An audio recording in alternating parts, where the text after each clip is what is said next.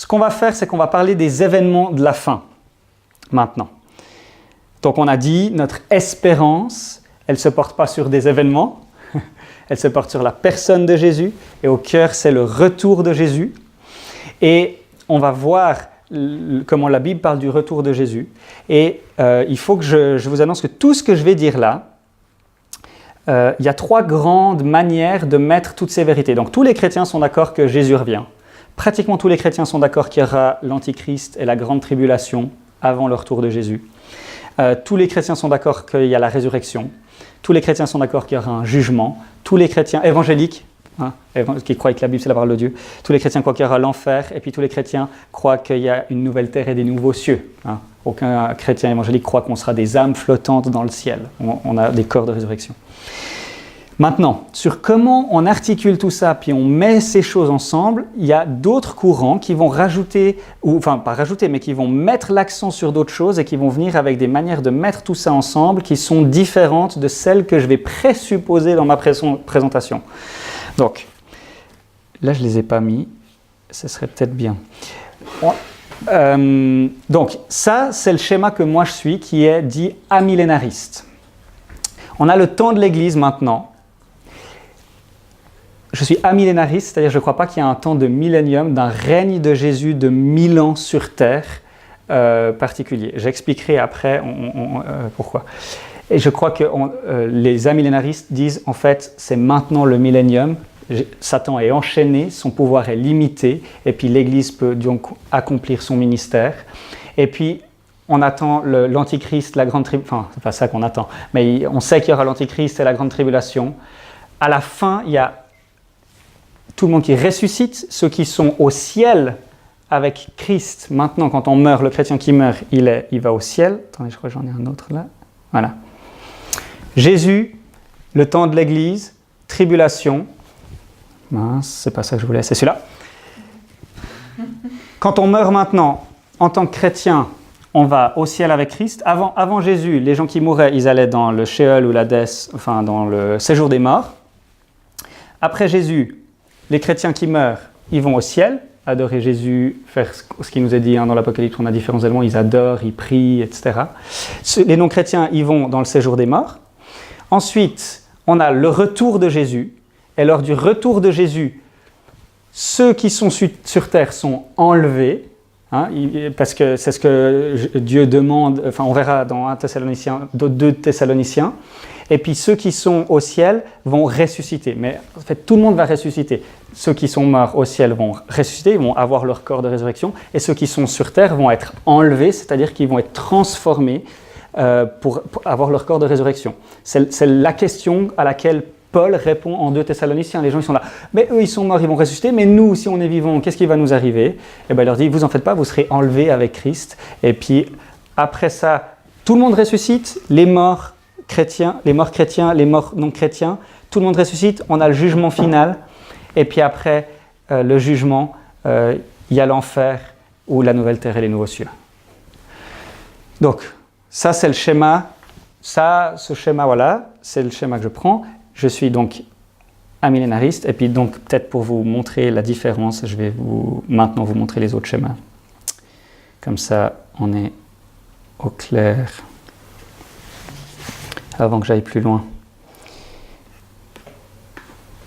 Donc, je ne suis pas un expert de tout, mais il y a 4 modèles. Prémillénariste, dispensationaliste. Avant, je vous ai parlé de 3 mouvements. Dispensationaliste, vous vous souvenez, c'est qui organise avec des dispensations. Et puis, on avait la nouvelle théologie de l'Alliance que j'ai présentée, et puis théologie de l'Alliance. Donc, les dispensationalistes, un des éléments clés du dispensationalisme, c'est que quand Jésus il est venu amener le royaume aux Juifs. Les Juifs ont dit non. Et parce qu'ils ont dit non, Dieu a créé l'Église. Mais l'Église, c'est une parenthèse dans le plan de Dieu. C'est même un intercalaire. Ce n'était pas du tout prévu. Et donc, on a l'Église qui arrive comme une parenthèse. Et puis ensuite, toutes les promesses de Dieu au peuple d'Israël sont mises aux pauses pendant le temps de l'Église. Et quand il y aura Jésus, à un moment donné, va revenir, il y aura l'enlèvement de l'Église, et parce qu'il y aura l'enlèvement de l'Église, ensuite le millénium va commencer, et c'est les 1000 ans de règne où toutes les promesses de l'Ancien Testament faites à Israël vont s'accomplir. Donc ça, c'est ce qu'on a dans ce schéma-là, d'accord? Vous voyez? Donc on a eu les promesses d'Israël, Jésus vient, il refuse, parenthèse de l'Église. Ce qui retenait la tribulation de venir, c'est l'Église. Donc quand l'Église, elle est enlevée secrètement, hein, donc là on croit que c'est à partir de Thessaloniciens. Et puis, on a l'Église, elle est au ciel pendant le temps de l'Antichrist et de la grande tribulation. Et puis ensuite, Jésus revient, on a la résurrection, puis après on a 1000 ans de règne. À la fin du millénium, Satan, il se rebelle encore une fois pour un dernier temps, et puis après, on a le jugement et tous les trucs. Donc ça, c'est pré-millénariste. Pourquoi pré? Parce que Jésus revient avant le millénium. D'accord? On a le millénium là, retour de Jésus avant résurrection. Ensuite, on a le pré-millénarisme classique, qui dit, on a l'Église, il y a l'Antichrist, la grande tribulation, Jésus revient, ensuite on a le millénium, et puis après, encore une rébellion de Satan à la fin du millénium, et puis le jugement et tout. Ensuite, on a les post-millénaristes qui disent...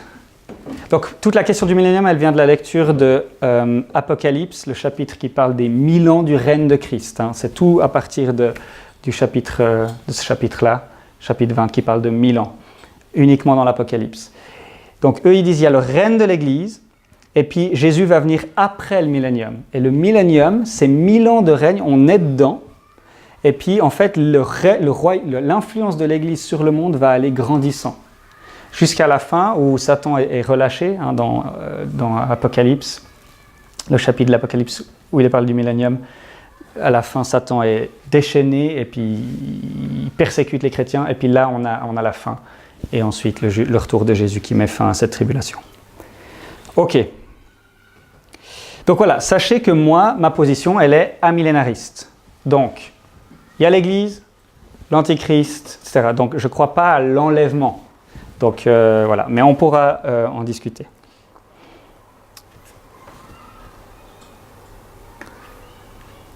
Après, je dois vous avouer, je vous ai dit, hein, c'est la première fois que je donne cette conférence, donc c'est des questions, ces questions-là, le millénium, c'est des questions de deuxième, voire de troisième importance. Donc en tant que chrétien, si on n'est pas d'accord, on peut être dans la même église et s'aimer, et puis voilà. Si on n'est pas d'accord sur la Bible, parole de Dieu, ça sera compliqué. Ça, c'est une question de première importance, on doit être d'accord. Mais on peut ne pas être d'accord sur les questions de deuxième, troisième importance. Et je dois avouer, moi, je suis pas vraiment un expert, j'ai peut-être... Voilà, donc si vous êtes passionné par ça, il faudra creuser le sujet, je peux vous donner des lectures, j'ai plein de lectures, mais voilà, ne vous fiez pas uniquement à ce que je dis là, hein, en tout cas, parce que ce n'est pas mon domaine d'expertise du tout. Ok, les événements de la fin. On va voir si on arrive à amener un petit peu de clarté dans tout ça. Alors, c'est parti. Le retour de Jésus. Ça, on est tous d'accord. Rapidement, on va voir. Ce qui est intéressant, juste que Henri Blocher dit que le mot « retour » n'est jamais utilisé dans le Nouveau Testament pour parler du retour de Jésus. Donc, on va voir 4 termes qui sont utilisés pour parler de ce qu'on nomme le retour de Jésus. C'est la parousie, le jour du Seigneur, l'épiphanie, le dévoilement. Voilà les 4 termes que le Nouveau Testament utilise pour parler du retour de Jésus. Donc, par contre, retour, c'est OK de l'utiliser parce qu'on a des choses proches. Par exemple, c'est dans 2 versets, dans Jean 14, 2, versets 2 à 3, pardon. Et puis dans Hébreux 9, 28. Hein, je vais vous préparer une place, Jésus dit à ses disciples, et je reviendrai vers vous. Je reviendrai et je vous prendrai avec moi. Hein, c'est pas faux de parler de retour, mais il revient. Et puis en Hébreux 2, il apparaîtra une seconde fois. Donc c'est la notion, il va apparaître. Donc, sachez juste que le mot « retour » ne se trouve pas dans le Nouveau Testament pour parler de ce qu'on appelle le retour de Jésus. C'est la venue de Jésus. Donc, le mot « parousie », c'est le terme le plus fréquent. Et puis, son premier sens est celui de présence. Donc, le mot, c'est lié au mot « être ». Donc, c'est le fait d'être présent. Et la parousie de Jésus-Christ, c'est l'événement qui le fera présent. Et puis, pour l'instant, quant au corps, Jésus est absent. D'accord? Jésus, il est dans son corps de résurrection, et c'est comme ça qu'on le connaîtra au ciel, dans la nouvelle terre et le nouveau cieux. Jésus il est ressuscité, et il garde son corps de résurrection pour l'éternité. Et il est absent. on l'a pas, et c'est une source de souffrance pour nous. Donc, bien sûr qu'il est présent par son esprit, le Père, le Fils et l'Esprit vivent en nous, mais il n'est pas présent. Donc, la parousie, c'est quand Jésus sera fait présent à nous. Donc, le terme parousie veut dire présence, mais il est utilisé pour dire... il y a un second sens qui est plus fréquent dans le Nouveau Testament, c'est le sens de venue ou d'arrivée. Quand quelqu'un est absent et qu'on l'attend et qu'on attend qu'il soit présent, c'est sa venue ou son arrivée qui le rend présent. D'accord ? D'où le lien entre la parousie et la venue. Et on utilisait ce terme particulièrement pour les rois. Quand un roi allait venir dans une ville, autant ou un empereur qui allait venir dans une ville, on parlait de la parousie, c'était sa venue. Alors la ville était toute occupé à préparer sa venue, tout le monde s'activait, on sortait à sa rencontre pour accueillir le roi. Donc ça c'est vraiment l'idée de la parousie, le roi qui vient. Donc cette image de la foule en liesse qui sort de la ville accueillir son roi, il faut la garder à l'esprit lorsqu'il est question du mouvement de l'Église au moment de la parousie. L'Église est enlevée à la rencontre du Seigneur. Donc c'est comme ça que, en tout cas, un amillenariste va lire cette notion d'enlèvement qu'on lit dans 1 Thessaloniciens. C'est on vient accueillir, comme la foule qui quitte la ville pour accueillir le roi qui est en train d'arriver. Eh bien, on est enlevé à sa rencontre. Bon, voilà. Le jour du Seigneur, deuxième terme utilisé. Le jour du Seigneur, c'est un thème qu'on a dans l'Ancien Testament. Le jour du Seigneur, c'est le jour grand et glorieux où Dieu va intervenir, soit pour le jugement, soit pour le salut de son peuple. Et on attend ce jour, il y a plein de jours du Seigneur qui se produisent dans l'histoire, mais on attend un grand jour du Seigneur, le jour où le Messie viendra, établira son règne. Donc voilà, le jour du Seigneur. Et puis la notion simplement de jour, qui est l'opposé de l'obscurité. Et on est le peuple du jour. On attend le jour du Seigneur et on est appelé à vivre dans la lumière comme le peuple du jour. Et finalement, ou peut-être pas, non, troisièmement, l'épiphanie qui veut littéralement, qui veut dire apparition. Apparition brillante, étincelante, lumineuse. Voilà de quoi le terme est utilisé pour parler de l'apparition de Jésus. Vous pourrez lire, c'est des citations d'Henri Blocher de son petit livre sur l'espérance chrétienne. Dernier mot, le dévoilement. Apocalypse veut dire révélation ou le dévoilement littéralement. Donc une apocalypse, c'est ce qui dévoile, qui va...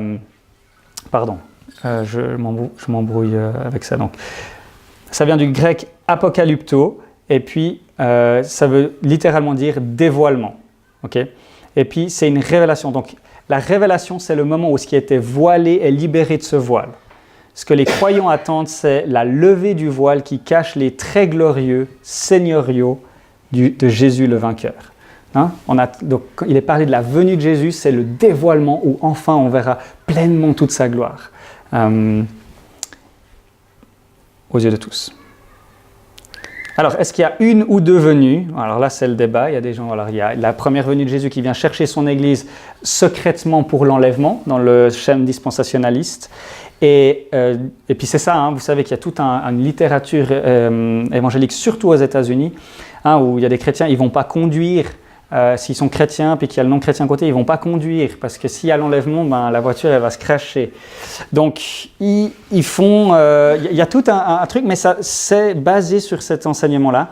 Alors Henri Blocher est un millénariste et il dit et puis vous lisez le livre de René Pache, qui est un livre très connu sur le retour de Jésus, et apparemment il argumente en disant certains mots parlent de la première venue et d'autres de la deuxième venue de Jésus. Donc c'est troisième et quatre, ça serait plutôt deuxième et troisième si on reprend le truc, d'accord. À partir de maintenant, première et deuxième, ou bien on va dire troisième et quatrième, deuxième et troisième, pardon. Ça dit, si vous me permettez, allez-y. La deuxième, de façon absolue, la deuxième n'est pas une venue véritable. C'est exact. Une venue à la rencontre. Oui, ils vont dire c'est une venue, c'est ça, c'est un événement mais qui se décline en deux fois. Voilà. Alors, après, il y a quand même deux moments distincts. Voilà, effectivement, c'est juste. Ce que la Blocher dit, sa conclusion, c'est que c'est impossible à partir des mots seulement. Puis après, il dit, pour le développement théologique, ça vient après. Mais pour les mots, on ne peut pas fonder ça. Hein, ils sont interchangeables, les mots qu'on a là. Et puis, si vous voulez, l'argumentaire, il le met dans son livre, il prend un passage et les mots sont utilisés de manière interchangeable, synonyme. Donc, on ne peut pas associer, par exemple, l'épiphanie à la deuxième venue et puis le retour à la troisième. Ça ne marche pas. Voilà. Ok, les caractéristiques de la venue de Jésus. Quelques passages, c'est évident que Jésus revient. C'est pourquoi vous aussi, tenez-vous prêts, car le Fils de l'homme viendra à l'heure où vous n'y penserez pas. Et puisque je vais vous préparer une place, je viendrai et je vous prendrai avec moi, afin que là où je suis, vous y soyez aussi. Ce Jésus qui a été enlevé au ciel du milieu de vous reviendra de la même manière que vous l'avez vu aller au ciel lors de l'ascension. En effet, le Seigneur lui-même a un signal à la voix d'un archange et au son de la trompette de Dieu descendra du ciel et ceux qui sont morts en Christ ressusciteront d'abord. De même, le Christ s'est offert une seule fois en sacrifice pour porter les péchés de beaucoup d'hommes et il viendra une seconde fois non pour ôter les péchés mais pour sauver ceux qui attendent de lui leur salut. Vous aussi, soyez patients, affermissez votre cœur car le retour du Seigneur est proche, etc. La venue de Jésus, elle sera personnelle. On n'attend pas une sorte de truc mystique qui va se passer, c'est Jésus en personne, en chair et en os qui revient. Deuxièmement, cette venue, elle est visible, tout œil le verra. Alors comment c'est possible, vu que la Terre est ronde, comment ça va se passer? Ouais, alors il y a des gens qui disent effectivement que ce sera diffusé sur... Mais ce qui est sûr, c'est que tout œil le verra, ce n'est pas un miracle trop compliqué pour Dieu de faire ça, mais quand il reviendra, ce sera lui en chair et en os et tout le monde le verra. Et ce sera une venue soudaine. Ça revient constamment, c'est qu'on ne sait pas le moment où il va venir et puis il va venir comme un voleur. Vous le savez bien, si le maître de la maison connaissait l'heure à laquelle le voleur doit venir, il resterait éveillé et ne laisserait pas percer les murs de sa maison. Là, dans le contexte, il parle de Jésus vient au moment où on ne s'y attend pas. Voilà. Je signale que dans la systématique de Wayne Grudem, il y a tout un passage où il dit « Ok, mais qu'est-ce qu'on doit faire avec ces trucs où on a des signes, où on peut, entre guillemets, savoir plus ou moins quand il revient, mais on ne sait jamais quand il vient ?» Alors, il a tout un travail assez intéressant pour gérer ces deux choses. On ne va pas le parcourir maintenant, mais voilà, je signale, c'est intéressant. Donc, on a vu le retour de Jésus. Ensuite, on verra ce qui se passe après le retour de Jésus, la résurrection.